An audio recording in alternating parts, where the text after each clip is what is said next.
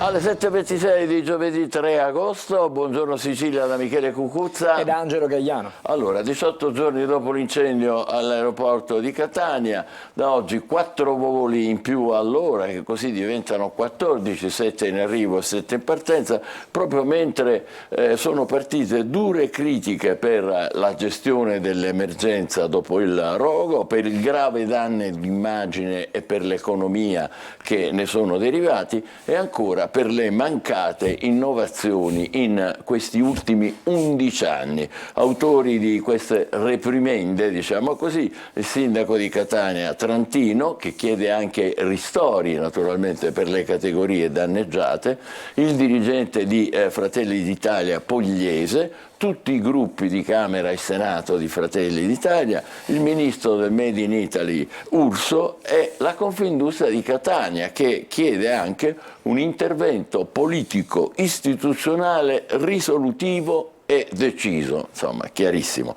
Intanto il terminal A non riapre dopo 18 giorni, oggi ci sarà un sopralluogo a Fontanarossa di Schifani e del presidente dell'ENAC Di Paola. Vediamo.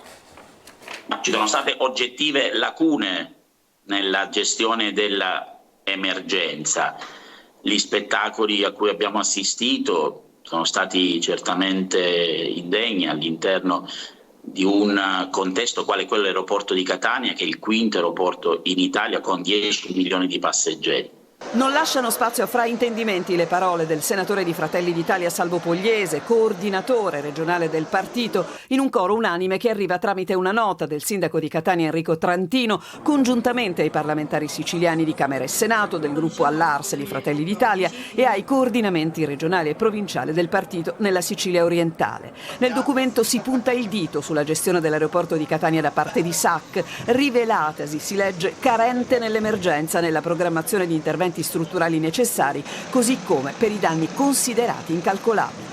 I danni sono stati enormi sia nell'immediato sia in prospettiva futura anche dal punto di vista reputazionale. Le responsabilità dovranno essere attribuite anche successivamente alle inchieste che sono in questo momento in corso. E proprio per i danni il sindaco di Catania Trantino chiede al governo misure straordinarie come ristori, differimento di scadenze fiscali, moratoria di bollette, accesso al credito agevolato. Nella giornata si unisce anche la netta presa di posizione di Confindustria Catania, che descrive come un calvario senza fine quello vissuto dai passeggeri e parla in una nota di un grave danno di immagine per la città proprio nell'anno in cui il sistema turistico si preparava a registrare il tutto esaurito.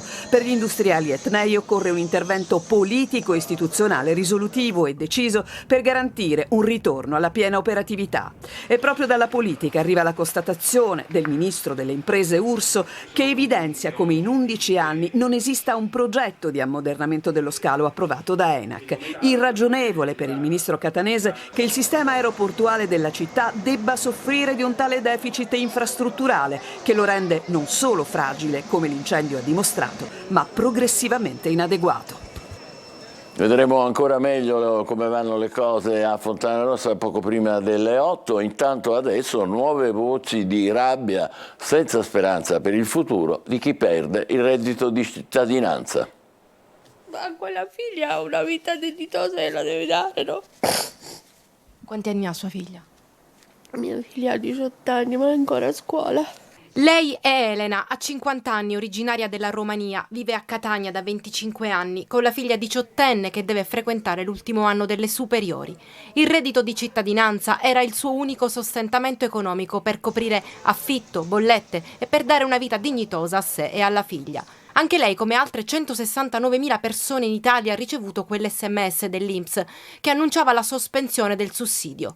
E adesso, si chiede, il lavoro a questa età chi me lo offre? Alla mia età, che non è neanche, diciamo, da 50 anni, non ti prendono ormai, neanche per le pulizie si cercano più. Eppure Elena un lavoro lo vuole, ma non è riuscita a trovarlo in questa città che, nonostante tutto, lei ama profondamente. Io non sono una che mi butto giù, però voglio lavorare, ho sempre voluto lavorare, ma nessuno ti mette neanche in regola, lavorando un giorno qua, un giorno là. Ma lei si sente più arrabbiata, presa in giro? Cosa sente? Ma mi sento arrabbiata perché dice vabbè te lo tolgono ma ti devono dare qualche cosa, non ti possono lasciare così. Quando si sentono queste storie si capisce ancora di più come queste siano persone, non numeri. Realmente quei numeri sono persone, sono storie, sono esperienze che dimostrano che a volte non è possibile in qualche modo fare la lotta contro la povertà, diventa poi una lotta contro i poveri e ci sono veramente esperienze e persone che da oggi non sapranno più come andare a gestire la loro vita. Sono le 7.31, siete all'ascolto di Buongiorno Sicilia. Angelo Gagliano, se ne parla sui quotidiani siciliani di reddito di cittadinanza? Non solo su quelli siciliani, comunque partiamo proprio dall'emergenza lavoro, come la descrive Repubblica nell'edizione di Palermo, centri per l'impiego in tilt, personale insufficiente per l'ondata post reddito di cittadinanza. Ci sono le dichiarazioni in manino della CGIL, in Sicilia mancano 700 impiegati.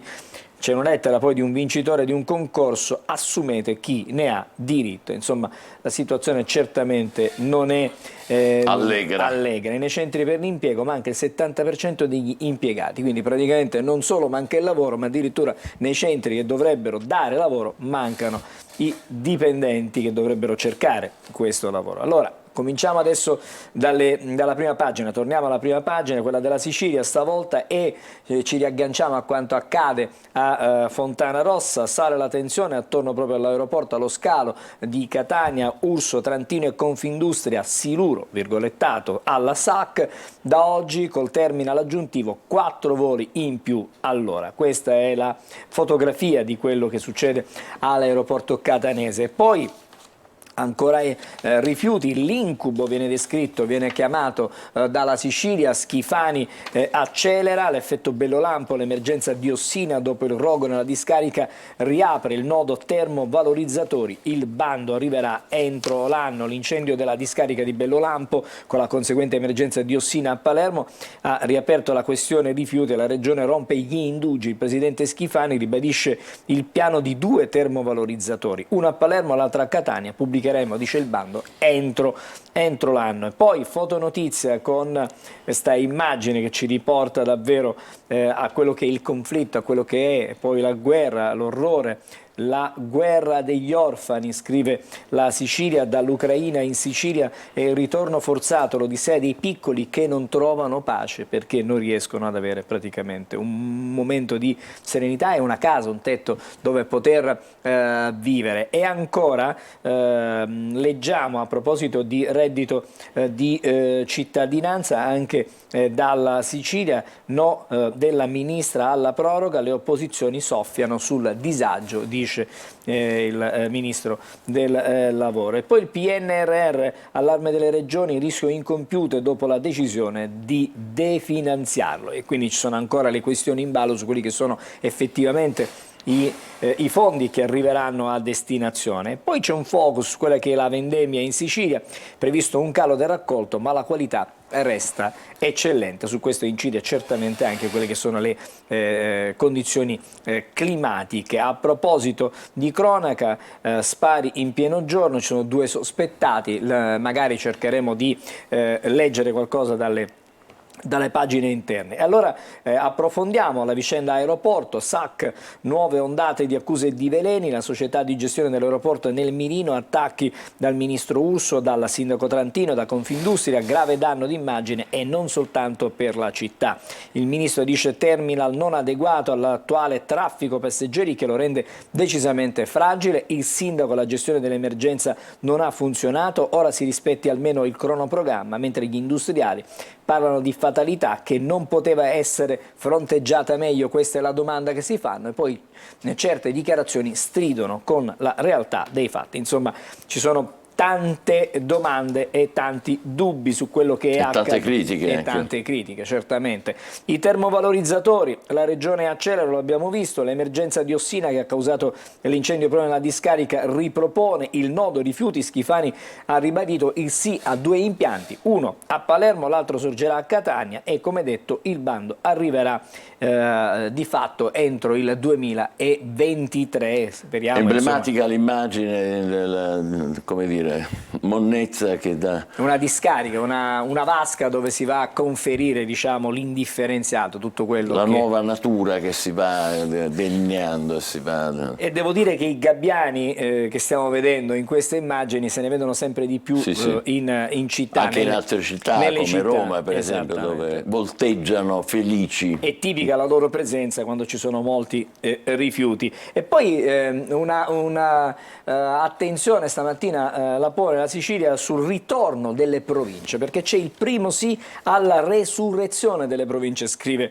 la Sicilia. In Commissione Affari Istituzionali è stato approvato il disegno di legge che prevede le elezioni dirette degli organi degli enti intermedi, che è stata cancellata da Crocetta e commissariata da 20 anni. Voto in primavera, ma c'è l'incognita della norma nazionale. Insomma, c'è sempre questo duello, fra virgolette, tra quelle che sono le indicazioni che arrivano a livello nazionale e quello che invece vorrebbe fare il Parlamento siciliano. E poi, sempre per restare in Sicilia, ma siamo a Catania nello specifico, Protezione Civile solo 12 operativi, c'è una delibera per garantire 15 rinforzi. L'assessore Porto, un gruppo di volontari ex componente delle forze dell'ordine in pensione, tra le prime proposte al nuovo Consiglio. Si cerca di dare forza al gruppo della Protezione Civile qui a Catania. E poi sul blackout che c'è stato nei giorni del grande caldo, Codice ha presentato un esposto in procura. Gravi danni perché non si è potenziata la rete? Questa è la domanda che viene posta nelle città con oltre 50.000 abitanti. La durata massima dello stacco senza preavviso non può superare le 8 ore e da qui altrimenti si pagano i danni. E altrimenti ci sono i risarcimenti, i ristori, insomma in qualche modo le persone vanno in qualche modo risarcite. E poi la notizia di cronaca di cui abbiamo parlato prima, ce ne siamo occupati anche nei nostri TG, spari in zona Cappuccini, solo 2 fermi, uno si consegna. Lunedì mattina un 22enne avrebbe fatto fuoco ferendo 2 persone che non sarebbero stati i suoi veri obiettivi. Tra l'altro. E quindi si parla di una faida, bisognerà capire poi chi erano, chi fossero i reali obiettivi di questo agguato. Adesso andiamo alla Repubblica Palermo, che ha una doppia apertura, diciamo così.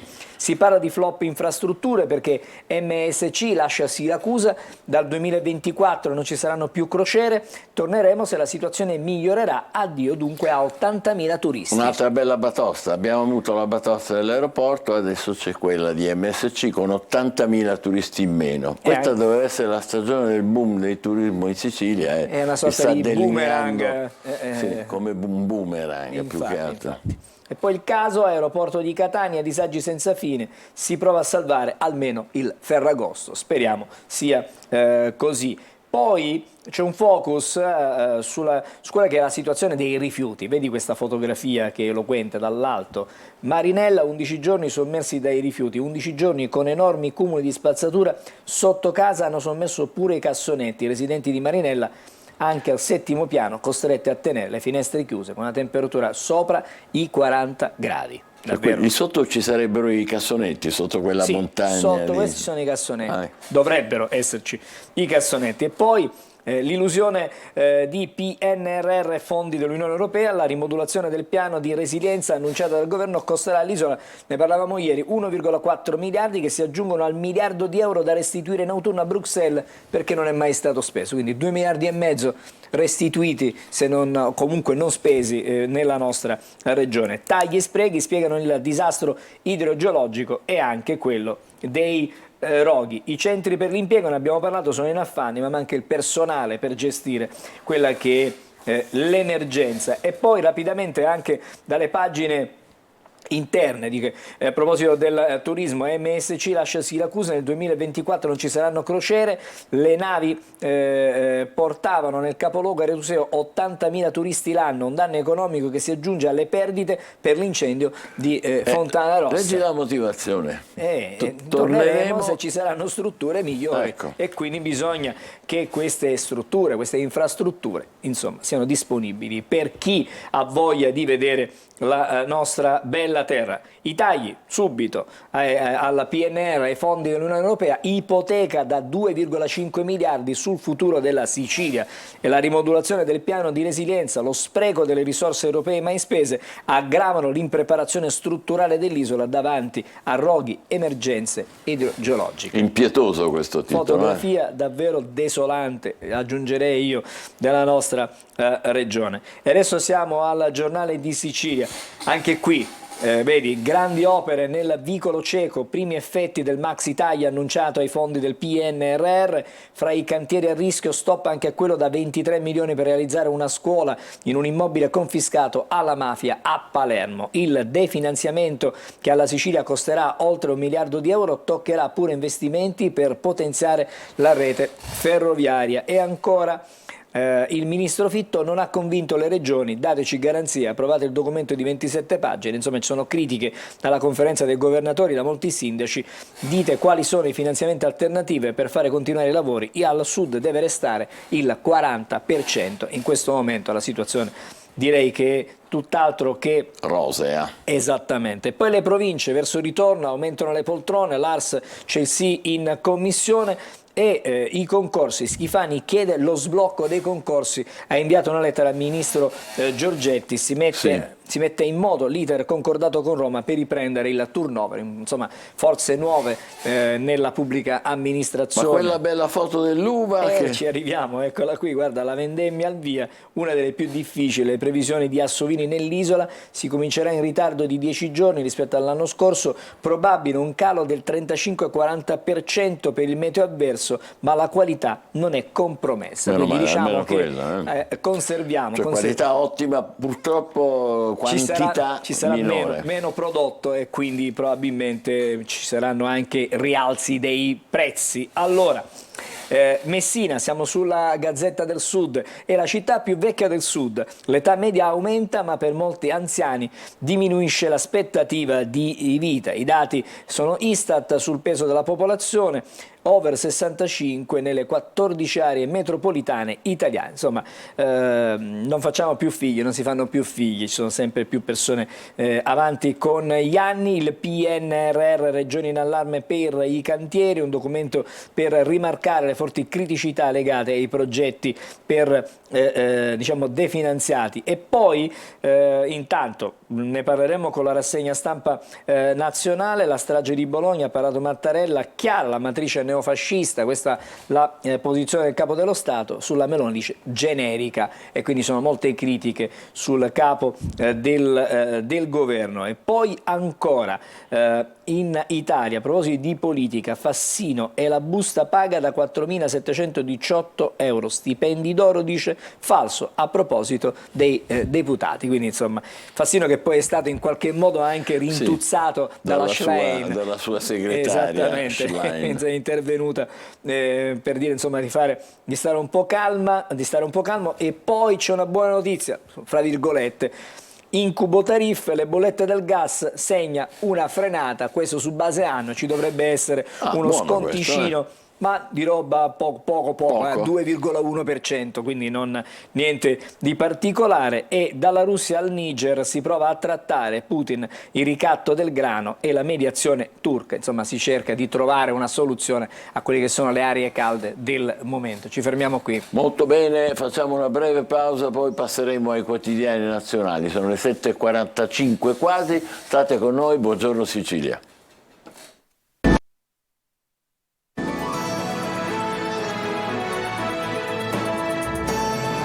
7:48, buongiorno Sicilia, con Michele Cucuzza e Angelo Gagliano, che ci presenta la rassegna stampa nazionale. Sì, stavo guardando il Corriere della Sera e intanto l'occhio va subito su quello che è il fatto più importante, la notizia: il reddito, alta tensione in aula, Calderone soffiano sul disagio, in Campania 108.000 posti di lavoro. E mentre c'è l'attacco anche di Conte sul PNRR, come abbiamo sentito, le regioni contestano il piano di revisione del governo, senza finanziamenti si rischia il blocco dei cantieri. E ancora ci sarà forse una cabina di regia per decidere, questo per il governatore Federica, che cerca evidentemente chiaramente di poter trovare una soluzione a come spendere tra le regioni chiaramente questi soldi.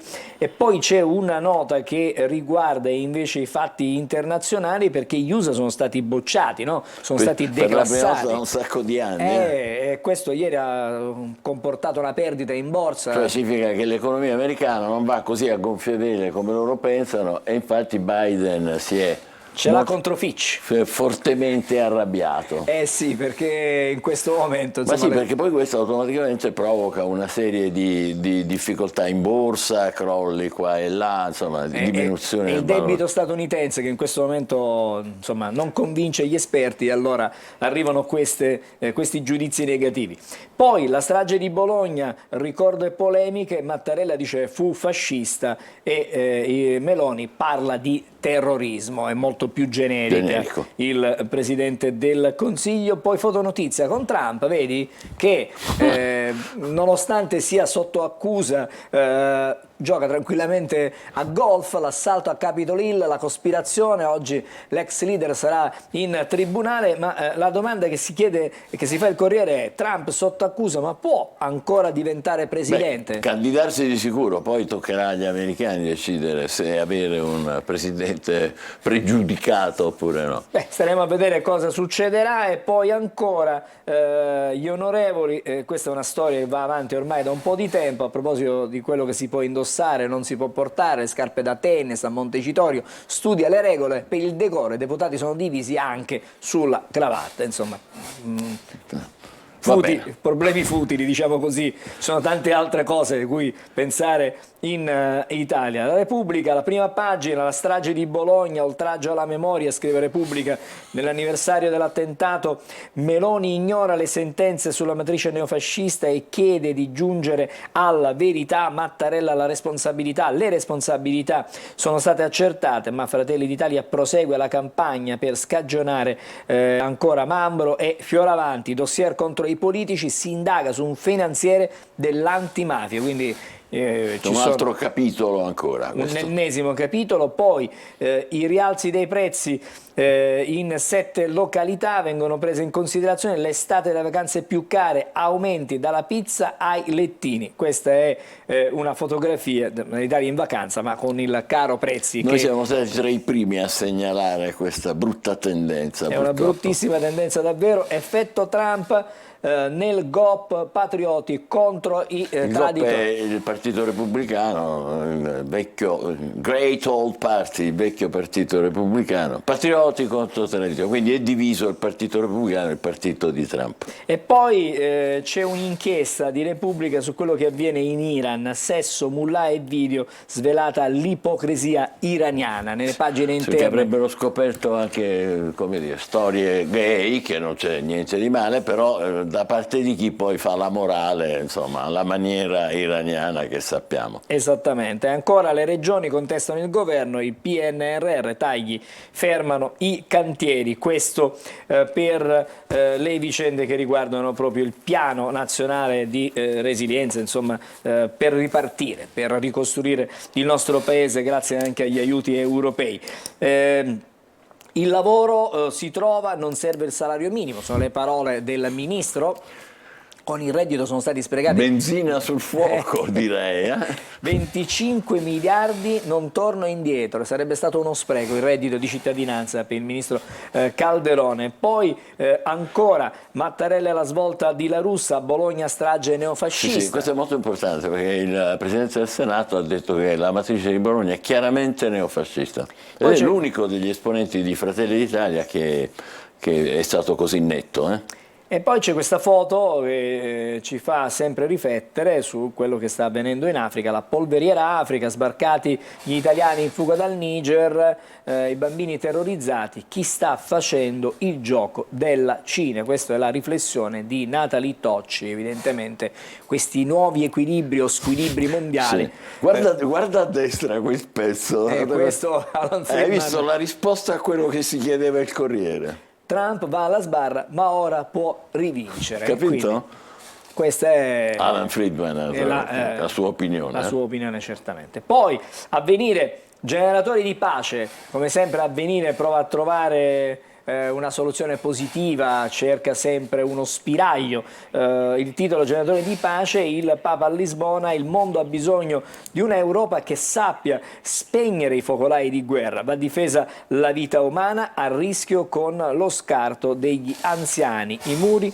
le stragi e anche le culle vuote. Queste sono le parole chiaramente di Francesco, che è arrivato in Portogallo per la giornata mondiale della gioventù, in serata l'incontro con 13 vittime di abusi.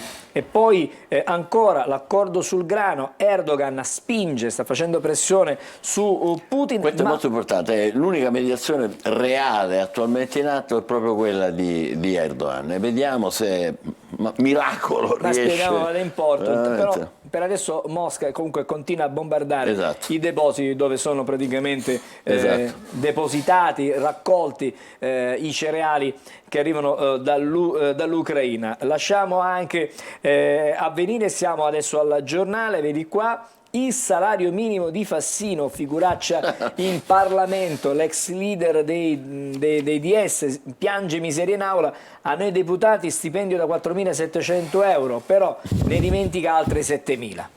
Ah sì, ci sono altri 7.000 che lui ha dimenticato. Questo infatti ovviamente, la Schlein, dicevamo, si è arrabbiato. È intervenuto in maniera piuttosto dura. È ora di desecretare tutti gli atti. Meloni chiede verità su Bologna, ma la sinistra non basta mai. A 43 anni dalla bomba alla stazione. Intanto la Russa spegne le polemiche, una strage di matrice fascista. E questo è quello che dice il Presidente del Senato. Poi il sì all'affidamento congiunto, Totti, Blasi, Rolex come i figli, respinto il reclamo dealer a proposito degli orologi, quindi anche quelli sono stati affidati in maniera congiunta. Ma io sto fatto con lei e dietro c'è il negozio Rolex, incredibile. Vabbè. L'hanno beccata evidentemente al momento giusto. Reddito, effetto tagli, ritornano gli stagionali. Questa è una notizia, Michele. Albergatori e ristoratori, crescono le assunzioni al sud e nelle grandi città. Calderone, possono lavorare in 112.000, la platea dei fragili è ampliabile. Quindi... allora io dico, stagionali almeno quelli piuttosto che niente, però poi insomma, intervenire per provvedimenti di occupazione un po' più solidi sarebbe il minimo. E poi ti segnalo due notizie sempre dal Messaggero. Per gli alunni bulli, attività sociali immense e canili, quindi chi fa il bulletto a scuola deve sapere, deve andare al canile e deve andare a distribuire pasti ai bisognosi e andare al canile. E poi questa è una brutta storia, la malattia di Wanda, l'ho scoperto dalla TV, le confessioni della signora Icardi. Mauro voleva lasciare il calcio, una brutta Bandanara. Bandanara, sì. Mi spiace, ahimè, purtroppo. Però è una combattente, vedremo che cosa, è vero. come andrà. Attenzione al titolo, come sempre, del Fatto Quotidiano: buoni a nulla ma capaci di tutto. Mette di tutto insieme il reddito di cittadinanza e il PNRR. Calderone, 0 euro a 2 senza reddito su 3. Sì, questo è quello. Non vi diamo un euro. Esattamente, non ci sono prospettive, non ci sono possibilità. Il manifesto, mi piace come sempre la foto che accompagna il titolo, stavolta omissis, perché per la strage di Bologna, esattamente, alla Presidente del Consiglio manca una parola. Nell'anniversario della strage di Bologna Mattarella ricorda la matrice neofascista accertata nei processi, poi persino la Russa e Fontana fanno lo sforzo, ma Meloni no, si ferma a terrorismo. Questa è la riflessione stamattina del manifesto. I poveri si arrangino, questo dice il governo. Sostanza, sì, così scrive il governo stamattina. Cioè la severa sostanza riassunta dal manifesto. Duro. Vediamo poi Libero, quelli che piangono per i poveri, attenzione, ecco. Aiutiamo quest'uomo, guadagna solo 4.700 euro. Fassino mostra la busta paga e si lamenta: noi parlamentari non abbiamo stipendi d'oro. Questo è quello che scrive stamattina. Viene deriso da Libero. Esattamente. E ancora... vediamo se abbiamo la possibilità di leggere l'unità, visto ce l'abbiamo.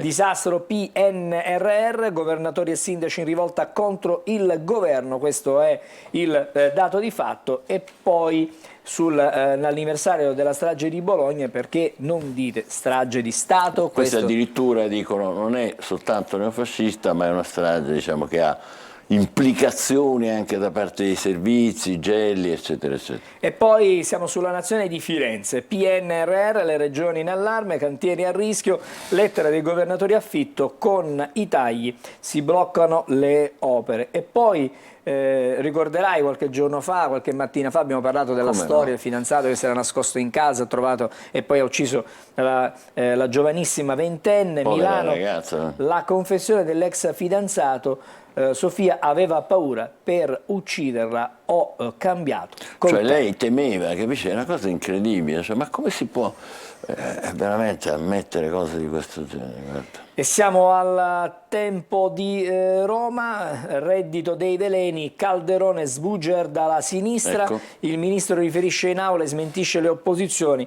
aiutati 80.000 fragili, avviato il potenziamento dei centri per l'impiego, 300 sono già operativi, gli oltre 112.000 occupabili da settembre riceveranno 350 quelli euro. che faranno i corsi, che abbiamo detto più volte. Che vanno ai centri Esatto. per l'impiego. E per chiudere... Osho che dice? Eccolo qua, Fassino contro la stretta ai vitalizi, non guadagno cifre astronomiche. San Fassino, non faccia complimenti, se prende 10 euro, non si preoccupi signor, in qualche modo mi arrangio.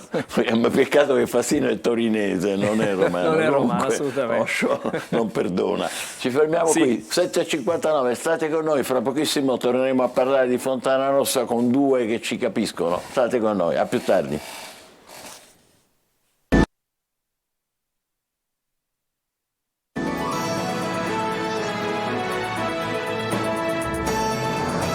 E 2 minuti, buongiorno Sicilia, torniamo a parlare di Fontana Rossa con due ospiti importanti, Luigi Crispino che è decano del trasporto aereo civile, già gestore di aeroporti, quindi insomma uno che conosce come funzionano le cose a Pantelleria e a Lampedusa, e con molto piacere ospitiamo Antonio Azzarini che è il direttore di Antenna Sicilia Telecolor, il nostro direttore. Allora torniamo a parlare, dicevamo, oggi c'è una notizia positiva, perché da oggi ci saranno 4 voli in più all'ora, cioè diventano 14, proprio il giorno in cui sono arrivate le dure critiche di cui abbiamo parlato all'inizio del programma da Trantino, poi noi abbiamo intervistato Pogliese che è un esponente importante di Fratelli d'Italia, il ministro Urso, la Confindustria di Catania, e tutti hanno detto in sostanza sbagliata la gestione, diciamo, dell'emergenza, danno di immagine grave e anche danno per l'economia naturalmente che ne è derivato, e infine mancate innovazioni in 11 anni. E così, Crispino, stanno così le cose? Diciamo che per dirla con il management della SAC, fortunatamente non si è fatto male nessuno, tranne che i 3 milioni di siciliani e il ridicolo che di cui ci hanno coperto in tutta Europa. Quindi poi c'è anche, fortunatamente ieri ha preso posizione Fratelli d'Italia anche con Enrico Trantino, che è uomo carico di dignità, mentre il resto si stanno affannando a cantare tutti insieme "Stringiamoci a corte, Sì. Siamo pronti alla morte" dei siciliani, perché i danni sono assolutamente incalcolabili. Io devo fare l'avvocato del diavolo in questo caso, non è che mi faccia molto piacere, ma insomma è inevitabile. Ancora una domanda per lei, ma diciamo i dirigenti di SAC dicono sostanzialmente ci siamo quasi per la riapertura del terminal A, che ricordo dopo 18 giorni non ha ancora riaperto, però dicono aspettiamo le autorizzazioni che non dipendono da noi, mica... Premesso che non ci siamo per niente, perché non è vero che sono 10 voli, 130 voli in 18 ore fanno 6 voli, 23.000 passeggeri fanno appena una media di 7 voli all'ora. Siccome la matematica, ora capisco che alla SAC riescono anche a modificare la matematica, ma sa, ai poteri soprannaturali di Belzebù c'è sempre un limite. Ecco. Quindi direi che i conti non tornano, ma non torneranno neanche adesso, perché hanno addossato, perché non ci sono stati errori, tutto ha funzionato. L'incendio l'ha fatto scoppiare l'Etna, è stata l'eruzione. Vabbè, adesso stiamo al paradosso, naturalmente. Quindi ora, per avere le certificazioni, forse qualcuno pretenderà che le cose siano fatte in regola. Quindi non partiremo col Terminal A, ma la cosa più grave, non prima del 10, 12, 15 di agosto, ma la cosa più grave è che non siamo partiti col Terminal B, con la stazione Morandi, che è agibile in quanto ci hanno fatto il Covid, quindi il centro Covid, che è più di 5.000 metri quadrati. Non capisco perché ammassarli tutti in una tenda di 54 metri quadri senza aria quando condizionata, senza aria condizionata, l'ho vissuta che io. se prende fuoco in 30 secondi diamo da mangiare a tutta Europa. Nelle tende ci sono stato io. Ecco, direttore, ma la tua è un'esperienza, diciamo, importante perché tu sei un viaggiatore continuo, no? Io frequento l'aeroporto di Catania da qualche anno, ma negli ultimi 6 mesi, nei 3 anni precedenti l'ho frequentato con assiduità, ma negli ultimi 6 mesi ho preso 6 voli a settimana. Caspita. 3 voli di andata e 3 voli di ritorno, ogni settimana che Dio mandava presso di noi. E la cosa che mi stupiva, io sono un viaggiatore, come dire,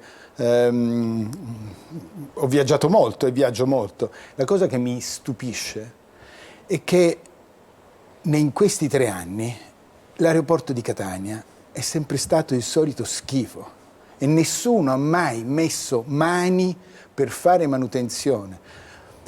L'aeroporto è il biglietto da visita di tutti i turisti che arrivano in Sicilia, perché non c'è altro modo per arrivare in Sicilia. Le strade fanno schifo, le infrastrutture sono inesistenti, gli aeroporti dovrebbero essere efficienti, come sono efficienti in tutto il mondo. L'aeroporto di Mombasa, che è una città del Kenya, Corno d'Africa, dovete vederlo.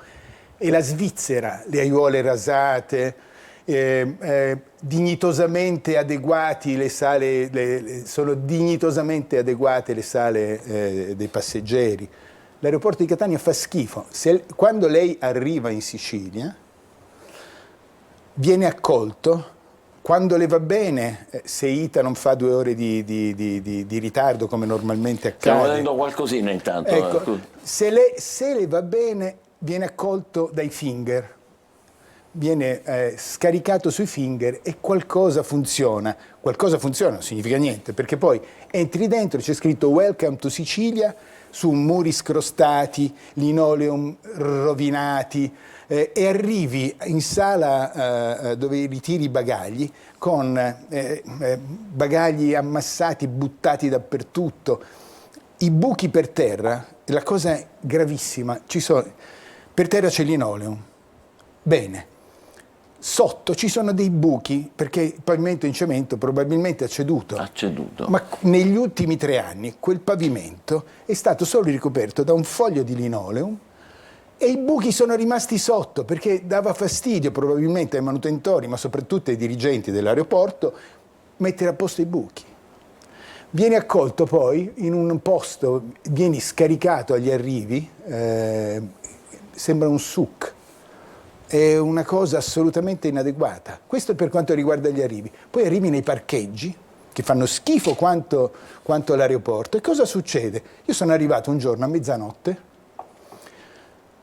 le macchinette per pagare i parcheggi erano rotte, cioè non si poteva infilare la carta di credito. E accettava solamente monete. Ho chiamato i signori che dovrebbero gestire il parcheggio. Sai cosa è successo? Ho chiamato, mi ha detto guardi se si procuri le monete. E gli ho detto ma scusi è a mezzanotte e mezza, ma dove mi procura le monete che l'aeroporto è chiuso? Guardi allora torni domani mattina e si riprende la macchina. Ma cosa da fare? Cioè questa è una cosa che non sta né in cielo né in terra. Il personale sono bravissime persone, si vergognano anche di come noi trattiamo i turisti. Questo per quanto riguarda gli arrivi. Ma per terra le decalcomanie che danno l'indicazione sono consumate, sfasciate, nessuno si è mai pensato. Il Presidente probabilmente non ha mai viaggiato, ma nessuno dei dirigenti dell'aeroporto ha mai viaggiato, perché probabilmente non arrivano neanche in aeroporto, perché le decalcomanie per terra sono consunte. Quelle che dovrebbero indicare le direzioni. Questo se le va bene se arriva ai finger, però se lei arriva a mezzanotte quando il personale probabilmente non c'è, lei viene scaricato su dei pullman che hanno 50 anni, non hanno mai fatfatto manutenzione. Se io mi diverto a riprenderli, hanno le tappezzerie sfondate, l'aria condizionata non funziona. Quel signore ha la carta igienica sul pianale accanto alla per pulirsi guida. il sudore. Lo sa perché? Perché l'aria condizionata non funziona. Guardate lo stato dei pullman. Ma cosa dice un turista quando arriva e viene accolto così? Poi vengono stivati per risparmiare, mettono 200 persone a 40 gradi dentro un pullman e fin quando non si riempie a tappo non lo fanno partire. Tu rimani lì a 40 gradi senza aria condizionata ad aspettare che questi ti facciano partire. Questo è gli arrivi. Le partenze sono ancora peggio, perché arrivi, ti fai una lunga fila, io ho la fortuna di non farla, ma perché viaggio molto e quindi ho delle priorità. Hai del personale che ribadisco, il personale che gestisce l'aeroporto sono personale a modo, che si vergogna di come del luogo dove sta. Bene, io da 3 anni passo il controllo delle valigie, poi dalla sala imbarchi al controllo delle valigie ci sono 5 gradini, ok? C'è una scala mobile di 5 gradini che serve per le persone disabili o quelle che hanno bassa mobilità. Certo. Benissimo, io da 3 anni quella scala mobile non ha mai funzionato. Mamma mia. Lo sa che non ha mai funzionato?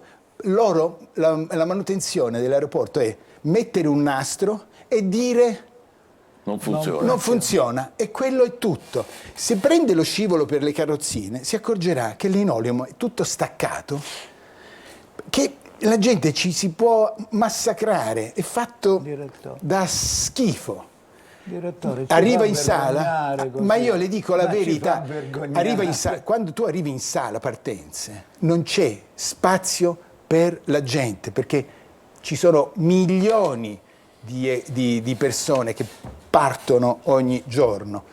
Quella sala è inadeguata per strutture, per servizi. I bar sembrano le mense, cioè, voglio dire, i bar sono uno schifo. La sala VIP, la sala, come si chiama? La lounge, per i viaggiatori, i frequent flyer, è un buco ricavato in un soffitto, dove accedere è difficilissimo.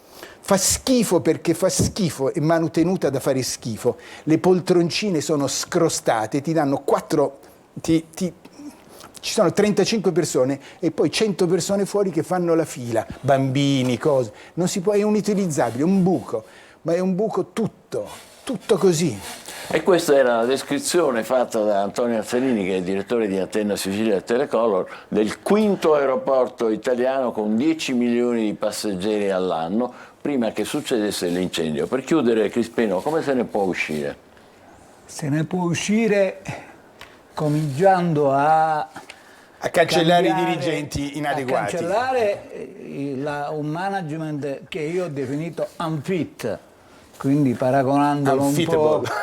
Non parli difficile, che vuol dire? Inadeguato, significa inadeguato. Con una capacità di reazione all'incendio che è stata assolutamente nulla, se non quella di chiudere l'aeroporto, perché non possiamo negare la realtà dei fatti.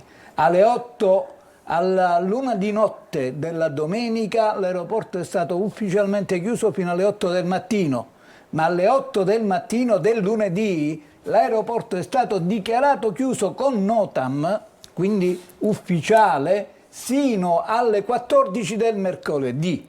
Sì. Quindi l'unica reazione che c'è stata è stata quella di chiudere l'aeroporto, cioè hanno mandato la Sicilia a casa, i turisti a casa. Se non fosse stato per l'ENAC che ha detto ma dove state andando, aprite l'aeroporto per come potete, reagiamo, perché sono emergenze. Posso aggiungere un'ultima cosa? Io mi chiedo, ma passi un management inadeguato, ma coloro che pongono quel management a gestire un aeroporto così importante si sono stretti accordi. Perché io in 3 anni ho visto lo schifo e questi che probabilmente stanno chiusi in casa perché non hanno visto niente. Se andate sulle piste vi prego di guardare gli estintori che stanno accanto alle aeromobili, per favore, io li ho filmati. Quelli sono 20 anni che stanno lì, sono arrugginiti. Se scoppia un incendio, eccoli, vanno tutti lessi. Guardate, neanche, non hanno cambiato neanche i birilli. I birilli hanno 30 anni, li usano per far muovere la gente e non li hanno cambiati. Un birillo costerà 2 euro? Ma che ci vuole? È solo inadeguatezza. Hanno subito una ispezione EASA, congiunta EASA-ENAC, va tutto bene, sembra che dai varchi di sicurezza siano passati 4 ordigni. Ah, vi devo dire una cosa, per chiudere Comiso, solo Comiso. Io per disperazione ho viaggiato da Comiso, sempre quelle 6 volte. Allora, l'altro giorno è successo pochi giorni fa, ribadisco, il personale si vergogna di come veniamo trattati, noi utenti. L'altro giorno io ho passato il metal detector con questo orologio al polso che pesa 200 grammi, sono 200 grammi di acciaio, l'equivalente di un coltello? Un buon coltello militare? Un pezzo di pistola? Non c'era il metal detector? C'era, ci sono passato, non ha funzionato. Io sono passato con questo al polso, perché i metal detector non funzionano a Comiso. Può essere che me ne sia accorto solo io che sono passato con 200 grammi di acciaio al polso? Può essere? Non è possibile. Sono indignato perché è una vergogna che la Sicilia e i siciliani siano trattati così, perché poi i voli aerei in Sicilia sono i più cari. Io spedisco mio figlio in America con gli stessi soldi con cui faccio la tratta Catania, Roma, Catania. E questo alla politica e alle persone che gestiscono i siciliani non interessa, non è possibile. Abbiamo risolto il problema del caro voli comunque, io mi permetto certo, abbiamo smesso di viaggiare. Perché in questo momento rispetto all'anno scorso, stesso periodo, un Catania-Roma o Roma-Catania era 390 euro, ora costa 19 euro. Abbiamo semplicemente cancellato dal panorama la Sicilia. Quindi non venendo più nessuno, ora appena faremo il sistema aeroportuale siciliano con Vitorigio e compagnia bella, sempre stretti a corte, a quel punto avremo risolto anche il problema del caro vita, perché chiuderemo pure i supermercati e il prezzo della vita calerà. Impietose le descrizioni e le analisi di Luigi Crespino, che ringraziamo, e del nostro direttore Antonio Attalini. Adesso facciamo una pausa, vediamo un po' il tempo, tanto per prendere fiato. Un saluto e ben ritrovati da Sofia Inglese di Trebi Meteo. Nella giornata di giovedì ancora sole prevalente al centro-sud, al nord invece tempo in peggioramento, in particolar modo sul Levante Ligure, sulla Toscana settentrionale e sul nord-est, con il ritorno di rovesce temporali, localmente anche di medio-forte intensità. Ampi spazi soleggiati sulla Sicilia con qualche velatura in transito senza conseguenze. La ventilazione debole a regime di brezza lungo le zone costiere con mari calmi o poco mossi, localmente mossi ma solo al largo. Le temperature non subiranno particolari variazioni. Ci attende un venerdì con condizioni di variabilità, cieli infatti sereni o parzialmente nuvolosi ma senza particolari conseguenze, al più solo qualche debole fenomeno sui settori settentrionali della regione. La ventilazione è sempre debole a regime di brezza lungo le zone costiere, a tratti sostenuta con mari da poco mossi e localmente mossi ma solo al largo. Temperature senza variazioni e solo lieve rialzo di qualche grado sui settori meridionali della regione, con caldo ma senza eccessi. Tutti i dettagli vi attendono come sempre sull'app di Trebi Meteo. 8:20, buongiorno Sicilia, un altro ospite è Franz Cannizzo, presidente Buongiorno. di Abetnea. Buongiorno e benvenuto. Grazie. Che cos'è Abetnea? Abetnea è un circuito che abbiamo creato insieme agli operatori del ricettivo extraalberghiero. Cos'è l'extraalberghiero? Tutto quello che rappresenta l'alternativa agli alberghi, case vacanze, bed and breakfast, affittacamere, tutto ciò che si ferma a 6 camere. Lei ha organizzato un vademecum per, immagino, i turisti soprattutto, Assolutamente sì. per evitare di finire vittima di truffe e altre cose. Lì dove del c'è un genere. mercato c'è sempre la possibilità di finire nelle mani di qualche truffatore, ma osservando delle regole ben precise, abbastanza semplici. Fra le altre cose ritengo che si possa evitare il peggio, quello di passare appunto una bruttissima vacanza. Cosa bisogna fare? Intanto noi consigliamo come Abetnea di utilizzare, di prenotare soltanto nei circuiti turistici ufficiali. Se posso permettermi Booking, se posso permettermi Airbnb, ma anche il nostro come Abetnea, come circuito, lì dove c'è una ufficialità. Cioè evitare le cose a che non si capisce bene. Benissimo, chi le anche perché ci sono dei modus operandi abbastanza precisi che ti possono far sentire l'odore della truffa, quali? Quelli che noi ad esempio chiamiamo l'intrigo internazionale, che significa che quando si prenota fuori da questi circuiti ufficiali, dall'altra parte stranamente c'è il titolare, il proprietario che si è appena trasferito all'estero. Quindi in buona sostanza non c'è la possibilità, dirà lui, di poter essere accolti direttamente dal proprietario. Ma qual è la criticità di questo intrigo internazionale? Quello che naturalmente questo signore chiederà un bonifico internazionale. Beh, la truffa è fatta e a quel punto si rimane con la vacanza bucata. Ma c'è un altro modus operandi estremamente importante che noi possiamo immaginare come quel gioco che facevamo da piccoli, rimpiantino, dove in buona sostanza magari si entra nel circuito ufficiale e lì scatta l'allarme quando l'host, il proprietario, chiede di chiudere la trattativa fuori dal circuito ufficiale, rimandando ad esempio alla conclusione a Messenger o a WhatsApp o alla posta elettronica. Lì naturalmente c'è un'altra truffa in buona sostanza. Quindi quello che noi diciamo come Abetnea è quello di rimanere sempre nell'ambito dei siti ufficiali, o comunque può anche succedere che tu arrivi direttamente sul posto, magari hai prenotato, hai fatto tutto, arrivi sul posto e all'ultimo momento l'host ti dice benissimo, purtroppo c'è stato un problema e quindi non si può andare nell'immobile già prenotato e magari ti porta da un'altra parte.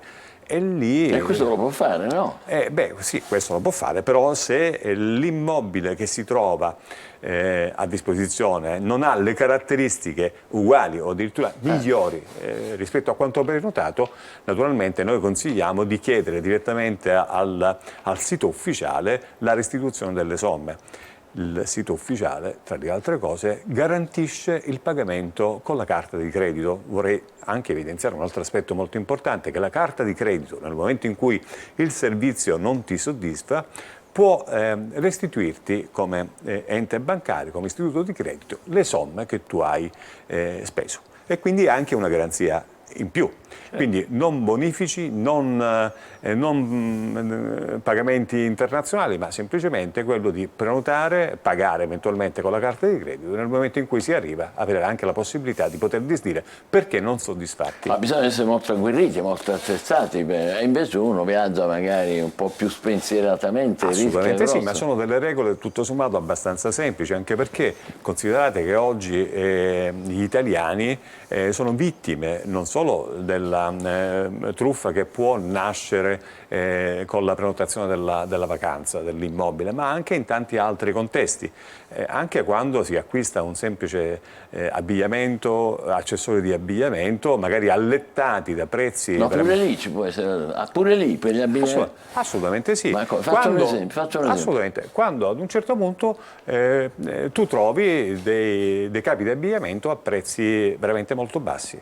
E lì c'è un alert, un segnale di allarme estremamente preciso. Ma perché come? sei Buono, spinto. è positivo che sia molto basso. No? Beh, ci si casca purtroppo su 10 volte, 8-9 volte. Sì, per quale motivo? Perché nel momento in cui avviene il pagamento con la carta di credito, lì c'è un reindirizzamento, cioè non sei più su quel sito che magari viene proposto da un noto marchio, ma fai il pagamento, l'ultima volta abbiamo notato addirittura nel sud-est asiatico o in Cina, e lì ti hanno non solo rubato i dati sensibili, perché all'interno metti non solo il tuo nome e cognome, ma anche e soprattutto i dati della carta di credito e il famoso numerello che troviamo dietro la carta di credito, cioè che rappresenta la chiave, no? il codice di sicurezza.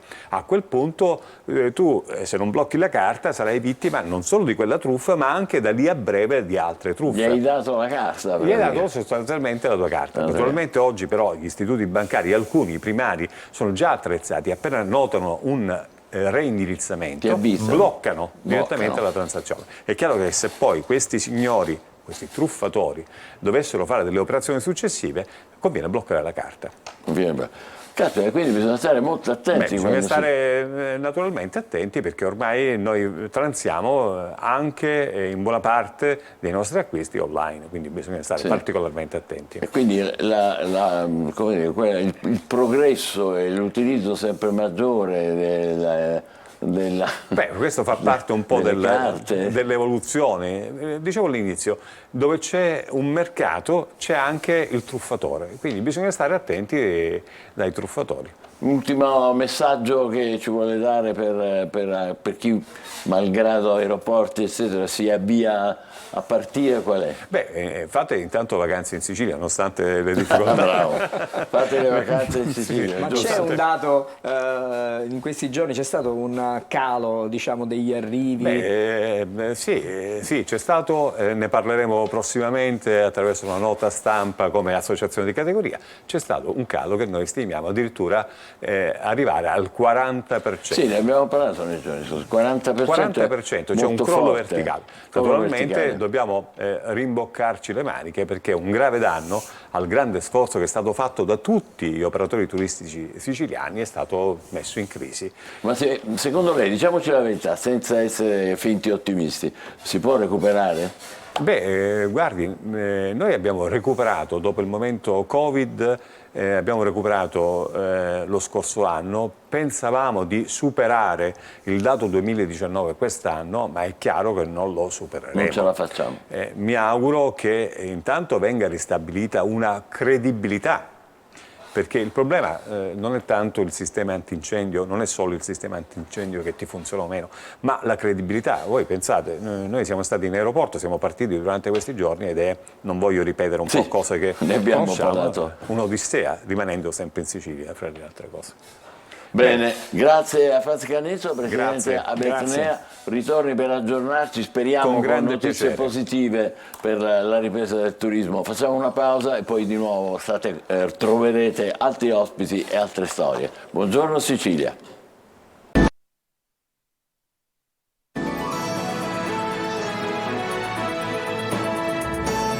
Buongiorno Sicilia, 8:31, il nostro ospite è Sergio Parisi, che è assessore del Comune di Catania alle politiche comunitarie, alla programmazione dei fondi di investimento europeo, allo sport. Ci farà sognare illustrandoci la Catania che verrà, è vero?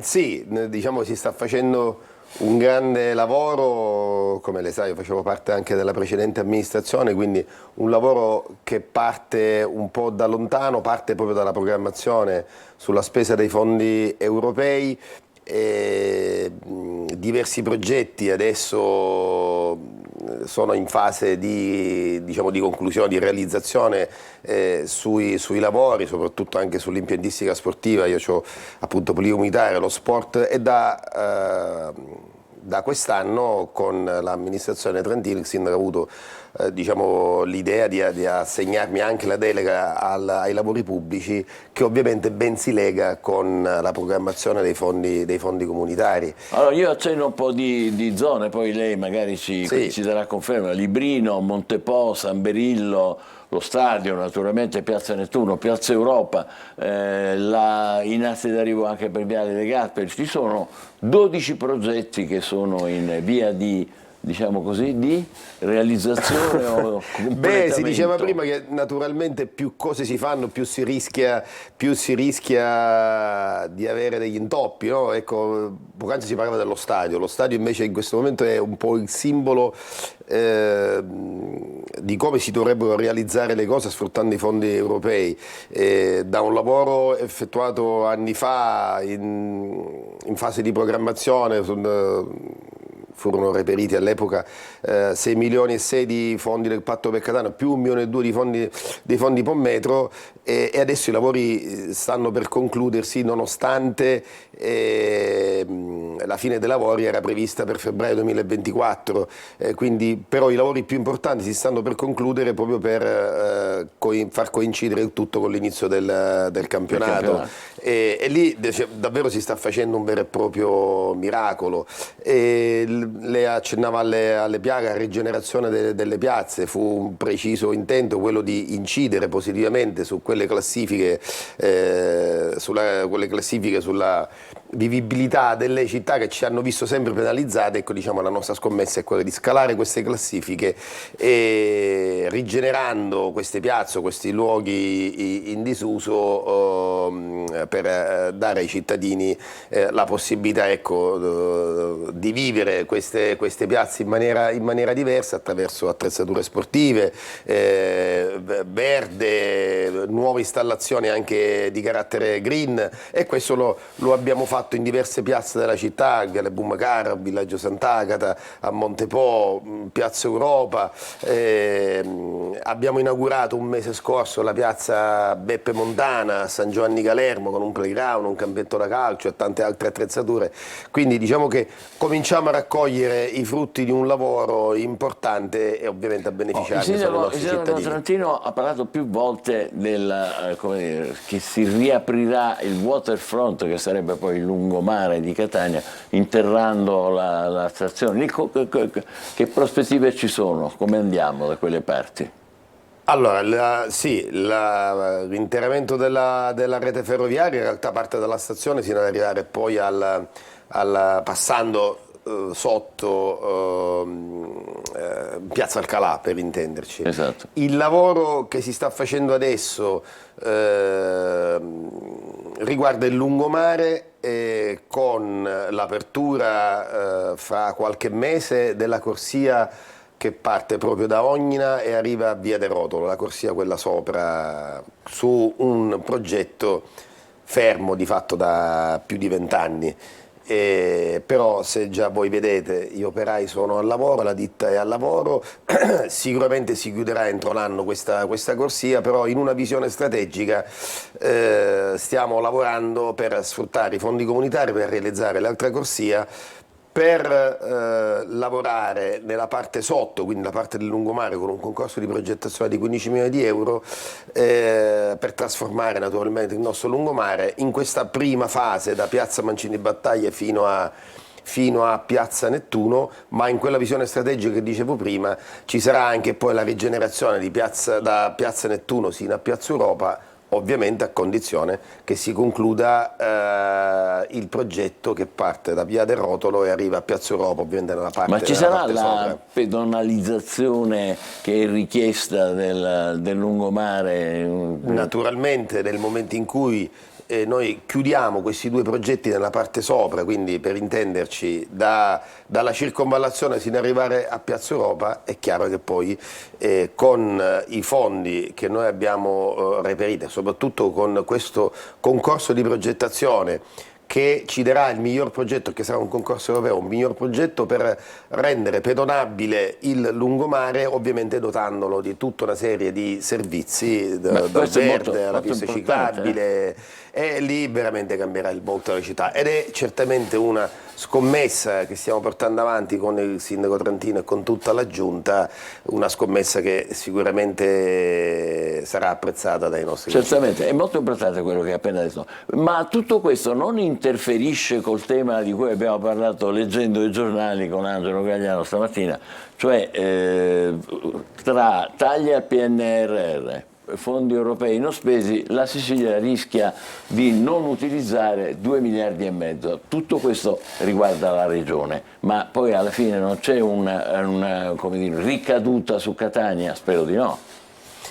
No, per quanto riguarda i fondi che noi che abbiamo utilizzato e che utilizzeremo, sono soprattutto quelli del Pommetro. Ecco, su quello noi non abbiamo, diciamo, timori che possono essere revocati.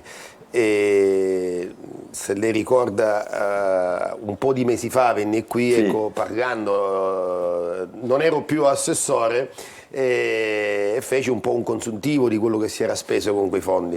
Lei stesso rimase un po' strabiliato da quante somme furono impiegate, ma le cito alcune iniziative che magari non si toccano, ma gli autobus elettrici, sì, furono acquistati con i fondi comunitari, le auto elettriche che comunque hanno dato già una visione un po' diversa dello stesso comune, no? La dotazione data appunto delle auto ai vigili urbani, gli stessi dipendenti comunali, ma tante altre iniziative, il Catania to go, abbiamo speso 7,5 milioni di euro per dare la possibilità ai nostri cittadini con solo i 5 centesimi al giorno di prendere autobus, metropolitana e utilizzare parcheggi scambiatori per stimolare il più possibile la mobilità sostenibile. Quindi davvero tante iniziative, ma soprattutto quella più importante fu quella di assumere con fondi comunitari, quindi con 4.910.000 euro, 70 tecnici, purtroppo a tempo determinato, ma stiamo lavorando per cercare di allungare il più possibile la durata di questi contratti, tecnici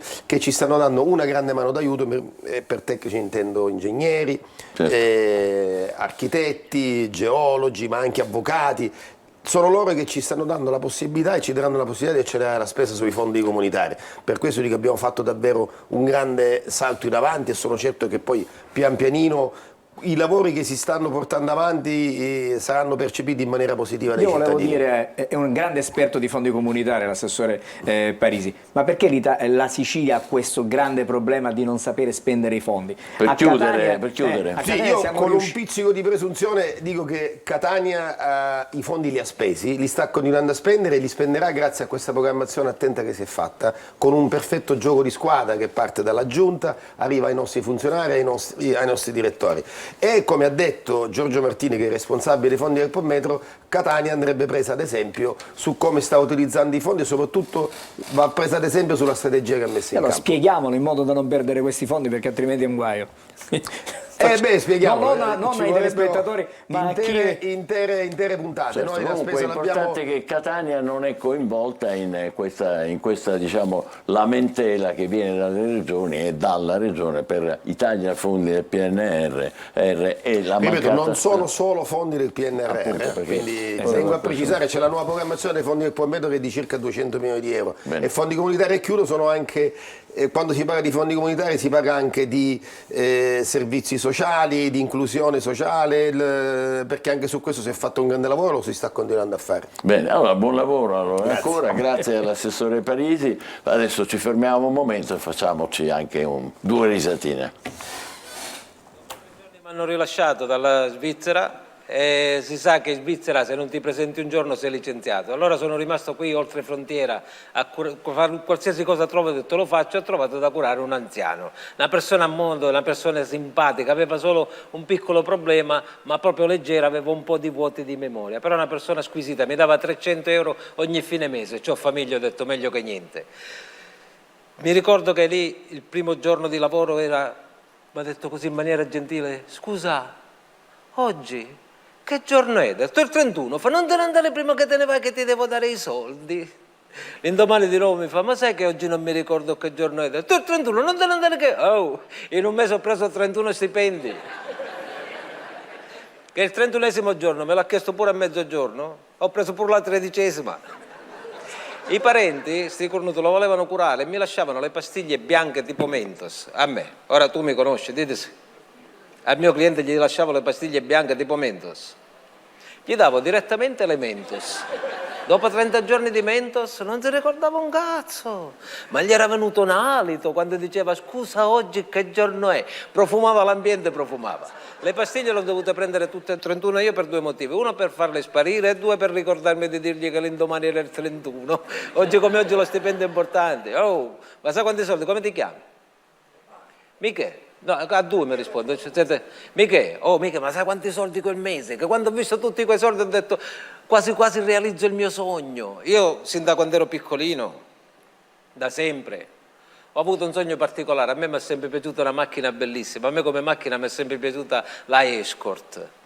E siccome ho fatto il periodo a lavorare in Svizzera, mi volevo anche documentare sul mezzo, sono andato al computer, ho cliccato www.escort.it.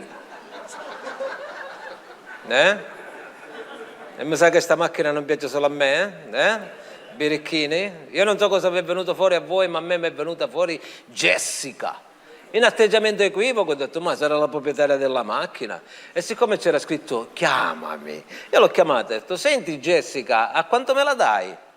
Mi fa 100 euro, ho detto 100 euro? Ma allora è usata, fa, è abbastanza. Ho detto, ma scusa, ma di che anno è? Fa 80 ho fatto i conti, 42 anni, un po' vecchia, ma funziona. Ho detto, ma per il passaggio? Fa, se sei a piedi ti vengo a prendere io e sono 150 euro. Ho detto, e per il notaio? Fa, se siete in 2, 300 euro. Poi ho capito che tutte e due noi stavamo parlando della stessa cosa, ho pensato però quasi quasi Jessica 100 euro. Ho detto, senti Jessica, ma tu 100 euro cosa fai con 100 euro? Fa 100 euro mezz'ora tutto quello che vuoi. Mezz'ora? Cosa faccio gli altri 29 minuti? Tu senti Jessica ha detto, ma tu ce l'hai la PlayStation? Fa, sì ce l'ho, e allora vengo, fa, devi prenotare, prenoto. Ma dato appuntamento il 25 luglio del 2023 che ho fatto i conti il 8 dicembre, gennaio, febbraio, marzo, aprile, maggio, giugno, luglio, 8 mesi, 2 mesi in più di mia moglie. Tu senti Jessica ha detto, ma come mai tutto questo tempo? Ma non si può fare prima? Fa, no, mi dispiace, fa, fino a quel giorno lì non ho un buco libero. Tu senti Jessica ha detto, lascia stare, va, che il 25 dicembre si applica mia moglie. Fa, come mai il 25 dicembre? Ho detto, Jessica, pure tu, almeno a Natale, dai. Enzo Emanuello. Lunedì alle 23, da non perdere insieme. Ladies and gentlemen, sorpresa, eccolo qua, Marco Amato. Buongiorno. Eccezionalmente oggi in studio. Guardate che look smagliante che ha adottato per questa ospitata. E la tazzina di caffè non c'è stata? Non l'ho portata, pensavo di trovarla, ma non è una dotazione. Mannaggia, perché se la trovavi la potevamo condividere finalmente. Finalmente vi offrivo il caffè, dai. Allora, oggi chi è nel mirino? Si fa per dire, naturalmente. Nel mirino, sotto l'occhio delle stelle, Miriam Leone, catanese anche lei, bellissima, ex Miss Italia. Tra l'altro si è anche distinta giornalisticamente perché le sono state affidate, tamburo battente, le conduzioni di tutta una serie di programmi. Anche nel cinema si è distinta perché ha in breve periodo una copiosità di parti che ha tenuto, che ha recitato benissimo in delle fiction, in dei film. Brava, bella, Ariete. Ariete segno dell'inizio, rossa, focosa, passionale, intensa, l'esplosione della voglia di vivere tipica dell'Ariete. L'Ariete è il primo dello zodiaco e vuole affermare con forza e veemenza la sua capacità di volere vivere, ecco. Tra l'altro ottime le notizie per l'Ariete come per i Leoni e i Sagittario in termini affettivi e familiari. La bella Venere cosa porta a Miriam e a tutti i segni di fuoco? Come annunciato, Miriam è in dolce attesa e quindi fertilità, abbondanza, fortuna, prosperità, auguri per questo quindi lieto lo evento. conferma il dottor Amato? L'astrologo lo conferma. Beh, ci uniamo naturalmente negli auguri e gli migliori auspici per mamma Miriam. Esatto. Per tutti gli altri che ci abbiamo?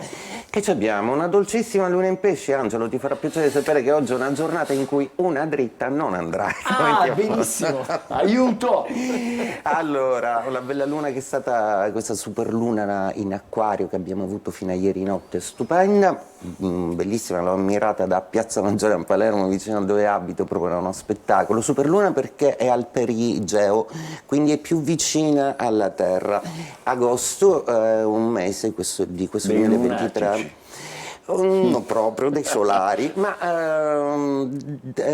accadranno 2 lune entro questo mese e la prossima sarà ancora più sorprendente, ma non vi dico quale, ve lo dico nelle prossime puntate. Ma dai, ci lascia così? No, tornando alla situazione attuale di oggi, luna in pesci, quindi pesci, cancro e scorpione, oggi super emotivi, oggi un pochino tutti da disinnescare, ma sicuramente grandi soddisfazioni lavorative e affettive vi ammanteranno. Ora, i terra un po' più svantaggiati da questa configurazione, perché al toro si esige un hurry up perché il tempo stringe, cari toro, siete pigri di natura. Ecco, quando sono in studio divento un pochino più aggressivo nella maniera di descrivere i segni. Capricorno, sempre musoni e basta, datevi all'amore, tanto siete compensati. Vergine, cervellotici, come sempre andate un po' al mare. Piantatela, insomma. Sì, decisamente in studio ho un altro tipo di resa. Allora, è meglio, eh? No, un allegro andante. Viene così. bene, Bene, sì. Gemelli, Bilancia e Acquario. Allora, Gemelli cercano sempre il pelo nell'uovo per adesso per fare baruffa. Rilassatevi almeno con il partner. Bilancia, state reiterando un po' troppo del passato. Dai, non siate il solito tribunale vivente. Ecco, Acquario. Che pesantezza, ragazzi. Acquario è il mio, proprio. Pesante, eh? Stanchi, vogliamo dormire, vogliamo il caffè, niente, quel sogno di vita comoda, di non tenere conto della sveglia perché l'Acquario non ama il tempo. C'ero pure riuscito, poi iniziai a lavorare per Antena Sicilia e niente, faccio le mattinate. Mannaggia. E altri non c'è più niente? Cosa volete sapere? Ma domani cosa pensi di fare? Torni qua o stai... Domani dormo. In collegamento? Probabile, è successo qualche volta. Col caffè, mi raccomando. Col caffè, con tanto Noi caffè. scherziamo, naturalmente ringraziamo molto Marco Amato per le sue preziose considerazioni che ci aiutano anche a fare un sorriso. Allora, hai una news per noi? Una news che però non farà piacere a tante famiglie. Eccola qua, la vediamo già. Ci sono i nodi dell'istruzione, c'è una stangata, l'ennesima, sui libri. Prezzi su del 10% e fino a 600 euro per il liceo. I dati di Confesercenti colpiti soprattutto gli alunni di prima media e di prima superiore. L'appello del capo dei preti, diciamo, il Ministero deve rimodulare un po' le spese. Ah, Cioè, per le famiglie italiane, insomma, non è un periodo buono, positivo. Lo sai che? Vediamo se ci possiamo tirare un po' su con i ricordi del 3 agosto, 3 giusto? Sì, 3 agosto. Allora, il 3 agosto del 416, andiamo indietro di parecchio, vicino a Gerusalemme sono state trovate le spoglie di Santo Stefano, il primo martire cristiano che è stato lapidato nel 36, come raccontano gli Atti degli Apostoli. Santo Stefano. 1158, stiamo parlando del 3 agosto, l'imperatore Federico Barbarossa fondò la città di Lodi lungo il corso del fiume Adda per avere un suo avamposto al centro della pianura padana nella sua lotta contro i comuni. Nel 1492, poco prima dell'alba del 3 agosto, la Nina, la Pinta e la Santa Maria salpavano da Palos in Andalusia per andare a cercare le Indie occidentali. In realtà poi invece scoprirono praticamente un mondo nuovo. Gli Stati Uniti. L'America, anzi, scusate. 3 agosto del 1778 a Milano, proprio di fronte al Palazzo del Comune, questo qui, venne inaugurato un nuovo edificio, è proprio la Scala. Da quel momento è diventato punto di riferimento internazionale per l'opera lirica, sede di un'orchestra e di un balletto tra i più prestigiosi del mondo, la Scala. 3 agosto del 78, 1778. E sempre il 3 agosto, ma nel 1914, gli ingegneri militari, se abbassate un attimo la musica riusciamo anche a leggere, grazie. 3 agosto del 14 gli ingegneri militari statunitensi conclusero cominciarono i lavori del canale di Panama, mettendo in comunicazione per la prima volta l'Oceano Atlantico con il Pacifico.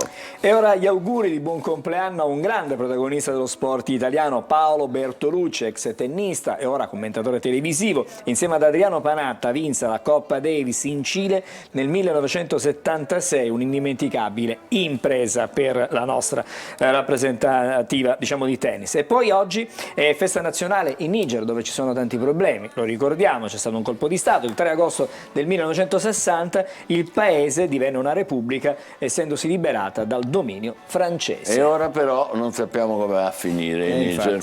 Allora, alle 2 del mattino del 3 agosto del 1962 anche l'ultimo strato di roccia cadeva e gli operai francesi e italiani si incontrarono nella galleria che connetteva Courmayeur a Chamonix. Quei 12 chilometri scavati nella roccia del Monte Bianco in 8 anni di lavoro, e poi ci vorranno 3 anni ancora prima che Saragat e De Gaulle inaugurassero il traforo, e che quindi ha messo in contatto direttamente Francia e Italia. 3 agosto del 75, giorno storico del mondo dei videogiochi. La Atari infatti commercializza Pong, ve lo ricordate? Eccolo qua. Si attaccava alla TV, era una specie di tennis da tavolo, ma col video, con le 2 barrette che si passavano la pallina. Insomma, è passato tanto tempo. E per chiudere parliamo di un grande artista che è scomparso qualche giorno fa. Oggi avrebbe compiuto 97 anni, era nato il 3 agosto del 26, è Tony Bennett, l'ultimo crooner, il cantante insomma melodico, e quindi ci lasciamo con Tony Bennett e ci diamo appuntamento a domani sulle note di un classico, l'avete sentito tante volte anche cantato da Frank Sinatra con la sua voce stupenda, I Got You Under My Skin, ti tengo sotto la mia pelle. Tony ha interpretato recentemente, poi l'aveva cantata con Lady Gaga. Buona giornata e a domani. I got you, come dicono quelli che parlano bene inglese, under my skin. Buongiorno Sicilia.